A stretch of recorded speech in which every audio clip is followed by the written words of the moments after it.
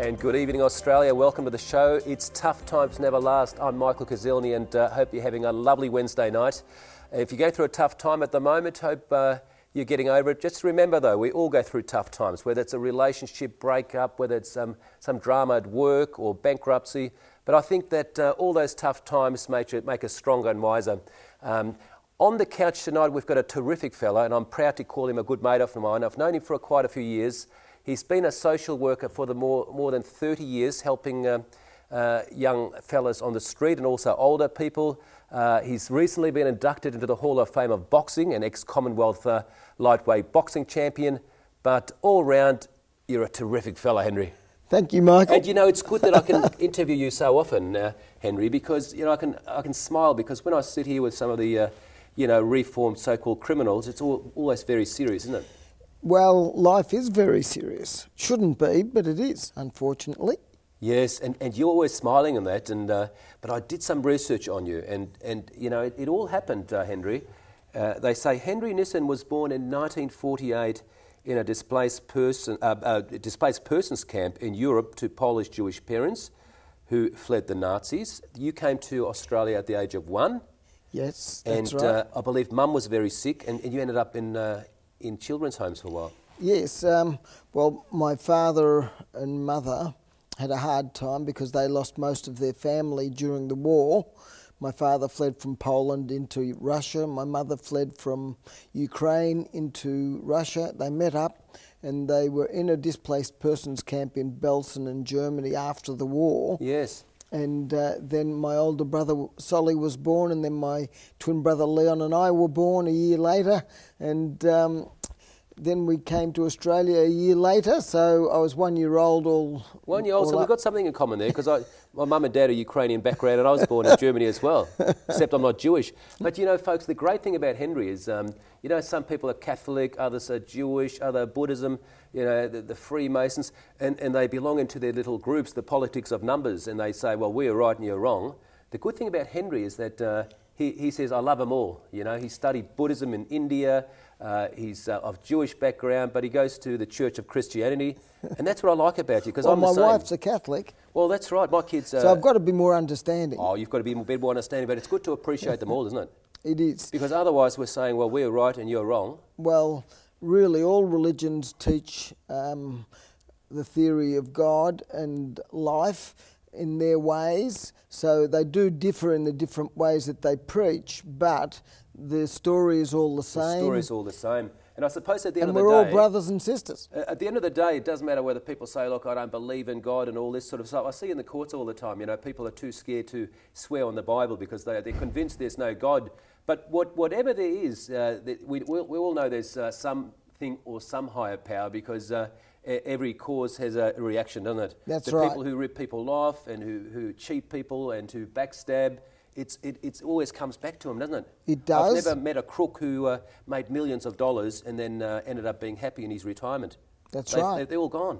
Well, they say in the Buddhism they teach you karma. Yes. And the law of cause and effect. So whatever you do, the repercussions will come back. So if you've been a good person, you'll get good repercussions. If you've been a bad person, you'll get bad repercussions. Isn't he a great teacher, ladies and gentlemen? And that's so true. I still don't understand why people do all the bullying on the internet and the backstabbing. And see, that's what happens. If you give love comes back. If you're generous. I've got a few mates who live in Brighton. They've got about 50 million in the bank, but they're always giving. You see, the law of giving, it comes back multiplied. And I see all the backstabbers who are backstabbing others and putting them down, who are frustrated with their own lives. Their life is just going down, isn't it? Well, no good putting people down, because it brings you down too. It brings you down too, doesn't it? You've got to think positive. You always tell me that. Although sometimes I go to court and, you've got the prosecutor there, the magistrate might be frustrated, the client is all over the place. Sometimes it's, you can't always be positive. Well... How do I do it, Henry? I guess you learn to relax so that you're not too uptight yourself. Yes. And then in your positive way, because you are a positive person doing all the things that you do, and you do them in a good way.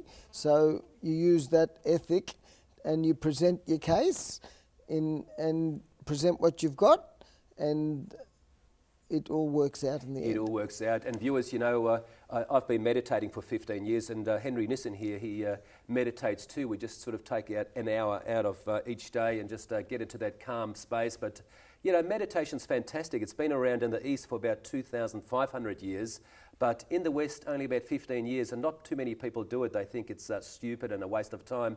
But what meditation's done for me is to, you know, it's had some great benefits. It gives you that feeling of fearlessness, detachment, and you just realise how impermanent life is, don't you? You realise that death is there, could happen next week, next month, next year, but who knows? Exactly. You don't take the things too seriously, huh? Well, you can't afford to.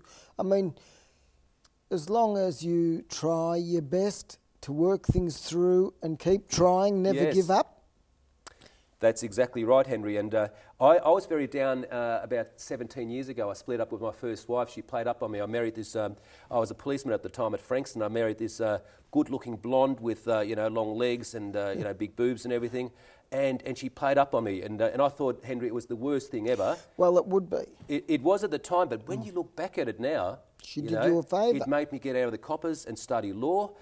I met my new wife. I've got 2 beautiful little kids. So I think, folks, that everything that happens in your life happens for your maximum benefit. And we might think they're really, really tough times, but when we look at all the tough times, sort of a few years later, they turn out to be blessings, don't they, Henry? They do, and you've got a beautiful wife now too. Exactly, and I'm glad I traded in the other one because she spent far too much on the credit cards. Yeah, but the meditation is great, isn't it, Henry? I mean, the meditation keeps down the blood pressure. It gives you a sense of detachment. It gives you that sense of happiness. But I also read in an article the other day, it keeps you a lot younger. Yes, and it keeps you relaxed. It keeps you relaxed. And it in that way, you can think more clearly and act more clearly and live much better, healthier lifestyle. There's a magistrate called Dr. Michael King who's just left Monash University and he's gone back to be a magistrate in Western Australia. I communicated with him last week to get him on the show, but he said, sorry, Michael, I've got to go back to WA to become a magistrate. But he uses meditation in his sentencing dispositions, and he states that over the last 15 years that the reoffending rate has reduced by 40%. Lovely. By the people who do the meditation component. Yep. And in the US, there's about 500 prisons which are using meditation. Yep. And yeah, the rates are incredible. Well, they're learning more about, the authorities and lots of people are learning more about the benefits of meditation. Yes. And we're lucky that we've been doing it for as long as we have, and it helps us to be more relaxed and understanding in life. Yeah, and you're amazing. We're going to talk about India when you went there and helped the people there, but we'll be back very shortly on Tough Times with the street angel, Henry Nissen.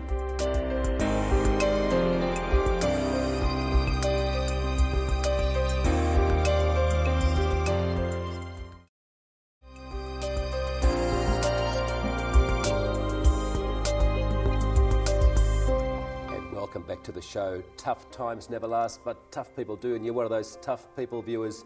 You know, I've been around this crazy criminal justice system for just over 25 years now, the first 10 as a copper and then after that as a criminal defence lawyer. And I'm always puzzled by, you know, you find some people, they're really authentic and real and genuine, and you ask them a question and they tell you the way it is. Like Henry Nissen here and our next guest Ray Watson, they're very straight down the line. And then you get the people who are very pretentious, a lot of egos. You ask them how they are. You know what I mean, Henry? Yes. And I always find that the authentic people, they're in control of their space. They do have calm minds. You know, that's why I like hanging around with you so much. There's no egos. You never say, Michael, have you seen my new BMW in the driveway? And that's because I haven't got one. I've got a big ego. My wife tells me all the time, but I hope I've got it under control. So what we we're people who have got our egos under control. Our egos don't rule us. Is it an ego or is it just a bit of self-love? You know, I'm surrounded by egos. I mean, I'm surrounded by egos in the police force. Everybody wants to, you know, get to the squads and get a promotion. In the law, it's the same. You know, that people come up to you and say, oh, Michael, have you had any interesting court cases lately? And I'm just about to answer, and really what they wanted to tell me is all the great court cases they've done. Do you know what I mean? Well, we all want to give our own side of the story, Do don't we? Yeah, why not? I used to, but I'm trying to get away from all that rubbish, you know. I shattered my ego on the floor about 15 years ago, and I always think before I talk whether this is authentic or whether it's a bullshit answer. Well, as long as long as you're genuine in what you say and you're not trying to big note yourself, No, you can't go wrong. no. I've been to Bali now 35 times, Henry, with a leader, of course, not by myself. But what I like about Bali, you get off the plane, the people are so love-orientated, you know. They're all smiling and waving. They want to hug you. It's unconditional friendship. Yep. You come back to Western society and they're all very much, not all, closed books, you know. Well, you find the difference between the West, the East, and the West. Yes. You know, it's a lot of beautiful people, of course, in Western society. Melbourne's a great place. Australia's a great place. But you do get that ego, which is notable compared to the East. Well, the longer we're alive, the more we can teach others to change their ways. To make it a better community. That's right, Exactly. folks. So I know you're all beautiful viewers, but just try to be a bit more love-orientated when you're down in the street, down in Melbourne. Try smiling a bit more. I was in court the other day, and nobody was smiling in the whole of Melbourne. Life is tough for everybody. We just have to make it a little bit better and maybe greet strangers and treat them like good friends because, as my friend Henry says, we're all brothers and sisters. And I think he's the only one I've ever met in 45 years who sends love and best wishes to everybody when we walk around the park. You know, that's really going out of your comfort zone. Well, it is strange. It's beautiful. It's not strange to me because I say it with genuine sincerity to all. But for people who don't know, you think, what's that fellow on about? Well, I said to one of my clients and he thought I was gay. Well, some people can misinterpret what you say. Well, but most people do appreciate it, you know. Well, I think it's nicer let's make this world a nicer place to live Let's in make it a and nicer... be better to each other. That's beautiful. And what inspired you to follow your path of helping other people, Henry? Well, from when I grew up, life was tough, very tough. My parents were very poor. I was one of 5 children, and my father was the only one working. My mother was sick and in and out of hospital. Us children would be taken away to children's homes from time to time, and life was very tough. But when we came home, when Mum got better and we came home and the family was all back together again, life was beautiful. Life was beautiful. And what did I read about you here? The Nissen jeans joints. What's that all about? I've never seen you as knowing what it was like when we were poor Yes. and had nothing and struggling to survive, and with my father being the sole worker in the family, as us children grew older, my twin brother and I decided to learn some boxing because, actually, I decided to learn first because I got bashed up at school. Then I started learning and I didn't tell anyone else, and then my twin brother followed me one day to find out where I was getting off to. And once he learnt that I was at the boxing gym, he come along and started learning amazing? as well, and then it was brotherly competition. Right. And then before you know it, we're both Australian champions, and then we started up a business. Amazing. And that's where Henry Nissen's jeans joints come in. The whole family, my father, my older brother Solly, my twin brother Leon, and my younger brother Paul, and my younger sister Sandra, we all pulled together, worked hard, and built up a jean business. We were in the markets and shops. Henry, let me ask you something. It says his greatest wins came when he defeated the European flyweight champion Fernando Azzurri of Italy, and came back home to Australia. His boxing career had 18 fights and 16 wins. In my professional career. In your professional career. Yeah. I won 39 out of 49 as an amateur. That's a good track record, mate. But I won 16 out of the professional side is better. I won 16 out of 18. See, folks, if you see him down the street, don't get kindness mixed up with weakness. No. And Henry, when you're helping these, some of the youth in the street, I mean, sometimes you've told me over the years they do get violent. Sometimes they even assault you. Well, they try. They're on drugs and alcohol. Yeah. But you try to get them back on track. Yeah. There's sports, football you organise, and I also see you in the courts over the years, sometimes representing, sometimes acting as a character reference. Yes, well, I was very lucky because I heard it when I was, I just retired from my business, and I was at loose ends in about 1980, and I heard of Brother Alex McDonald, who was helping street kids on the city streets. And so I went looking for him, found him, and I asked him could I help him, and he was happy to have me help him. And so he introduced me to Father Bob from St Peter and Paul's Church, South Melbourne, and together Brother Alex and I were working on the streets, and he was training other workers, and we were helping young people. And more than 30 years now. Well, we've been doing it for more than 30 years. Isn't that amazing, folks? More than 30 years. He's in his 60s now, but most people are, unfortunately, not most, but a lot lead a very selfish life, don't they? It's all about me, me, me. How many clothing and the cars and the holidays, and they care a little bit about others, but not that much. But this man here has worked for free for many, many years, and he tells his wife, this is my passion, this is my purpose in life. Well, it's one of my purposes in life. Naturally enough, we've got our own families, so we've got to look after them first. But in the meantime, where we've got time, we can expand our lovingness and our feelings of helping others in need where we can. And yes. Of course, through the auspices of Father Bob, I've helped Father Bob for the first 19 years with the Open Family Foundation, then for the next 8 years with the Emerald Hill Mission. And we'll talk about all that very shortly, but we've discussed it that other, we're going to talk about you and a bit more after the next break with Henry Nissen. Don't go away.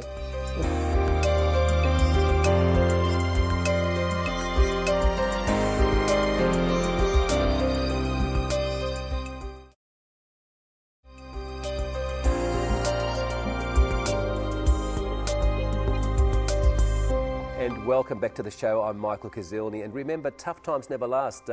Every problem has a lifespan, and I know sometimes we have these issues in our lives and we think the problem's going to last forever, but just think in 5 years' time or even 12 months' time, that problem's gone, and we then have to get ready for the next challenge, because life's full of challenges. I wake up every day, viewers, and say to myself, life is tough for everybody. We just have to make it better every single day.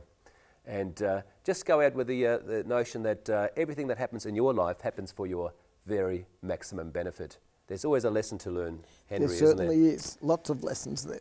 Lots of lessons to learn, my friend. But we get through it. Now, I was just saying before with Father Bob, when I met Father Bob, I helped him for 19 years with Open Family, yes. 8 years with Emerald Hill Mission, and now I'm helping him for the last 4 years over with the Maguire Foundation. So he's a very busy man doing lots of things, and as a result, I've been able to help a lot of people who have been down and out. Some have been drug affected, some have been mental health issues, some have been just poor and homeless. And I've got to tell the viewers here, because of all this work, good work is always rewarded. In 2002, the Queen awarded him an Honour of Australia, and he was inducted into the Hall of Fame of Boxing last year. I was lucky enough to come along for the dinner. I think somebody called at the dinner, they wanted a bed and a fridge delivered, so he left just before the presentation. But that's what I call a class act person who always takes the high road. You know, in life, you walk through life and you meet these class act people like yourself from time to time, but not very often. Well, I've been very fortunate. I know what it's like to be poor, and through hard work and efforts, I know what it's like to be wealthier by running our business when we started one up years ago, and I know what it's like to be from one extreme just starting off in sport, and I know what it's like in my sport to attain the ultimate goal of being the champion. And so I've had all those pleasures in life that yes. I've learnt from, and as a result of that, now I'm happy to give back where I can. That's lovely, and we should all take a lesson out of that. Let's give back where we can, you know. Go out a bit more love-orientated and compliment people, the poor drunk in the street. Give him $20. Hopefully he won't buy any alcohol with it. But let's go out and greet each other, be a lot more like the East, and build a better community and be non-judgmental. You know, no need for the backstabbing and he's good, she's bad, he's rich. No need for all that. We're all in this game together, and we're all going to go through the tough times, the hits of life. And this man here on the couch, you really are spiritually bulletproof. Well, in 1980, at one stage, I had, or in 1979 it was actually, I took some time out from the life I was living, and I went in search of self. And I went through India, and I sat at the feet of some gurus. Guru is another name for teacher. Holy men in India, and I attended. I've been a member of the Theosophical Society for the past 30 years as well in Melbourne, and so I went to this Theosophical Society World Headquarters in Adyar in India, and there I attended a conference on the 5 biggest religions of the world. Is there a God, Henry Nissen? There has to be. We can call it whatever we want to, whether we call it a divine intelligence or whatever, or whether we call it the spiritual divineness in ourselves, or you know, we all have different ways of thinking of what is God. Are you sure you're not an angel who's been sent by God? Well, not that I know of, but I'm just a person that's been learning the lessons of life, experiencing the lessons of life, and I guess learning about Buddhism, Hinduism, Islam, Christianity, Judaism, and it's given me a greater understanding of the possibilities of life. And that's right, viewers, you know, and having studied all that makes Henry the person he is. And whatever religion you're into or you believe in, it's quite clear that whatever comes around goes around. If you walk around with a poor attitude, you activate poor outcomes. Average attitude, average outcomes. But if you talk yourself into having a super fantastic attitude every day and put a bit of a smile on your face, little great things happen every day. And life is really a series of moments, isn't it? Series of moments, series of hours, a day, a week. And that makes a good life, doesn't it? Yes, but Michael, I want you to know that you don't have to believe in God. There's lots of people that don't believe in God. They're called atheists. Yes. But the thing is, believe in yourself. That's it. And we all, they say when we look into ourselves, when we meditate and go within ourselves, we tune into our higher self, and which I guess you could say is maybe something to do with God too. But because we don't believe in God, or some people don't believe in God, but believe in yourself, because we can do wonderful things. Yes. And look at the world we live in. Look at the things that we've invented. Look at the standard of living here in Australia, the buildings, everything. Completely agree. And even if you don't believe in God, Henry, I strictly believe there's the man-made laws, the statutes and the government laws, the Crimes Act. That's right. And then there's the life laws. And the life laws, ladies and gentlemen, can never be breached. We might get away with getting into trouble with the police and breaking the criminal code or the laws, but if we break the life laws, we get caught out every time. If we cheat, if we steal, if we backstab, it all comes around. And I say this all the time, like the boomerang, and it's like the law of giving. If you give a lot, a good friend of mine says he can't give because it comes back in multiplied ways, doesn't it? If you give love every day, people are going to come back loving. If you're angry all the time, you're going to get into road rage situations. Other people will be angry with you. Exactly. Yeah. So if you can return happiness, lovingness, calmness to people who are unhappy and people who are violent. And being non-judgmental. And always be non-judgmental. Non-judgmental, you know. I've been that way for the last probably 20 years, but when I was a policeman, I used to be very judgmental. But we evolve, Henry, don't we? Well, we do. We evolve. We're always learning and evolving, and I guess as long as we're aware that we can make life better, then we will, because we'll work towards it. And one last thing, Henry, how do we deal with the tough times if people are, you know, out there dying or divorcing? Well, people are dying every day. People are divorcing every day. I guess you've just got to be strong in yourself. You've got to work it through, help to work it through. There's no easy answers, but if you try and think positive and try and There are plenty of people around that will help. There are organisations that employ people to help people in all sorts of ways. Thank you very much, Henry, and that's exactly right. We've run out of time. Ladies and gentlemen, love and best wishes. Thank you very much for watching. Have a lovely Wednesday night and a great week. If you're going through some tough times, they'll be over soon. If you want to share your story, please ring me or email me, but we'll talk next week. Love and best wishes. Good night. God bless.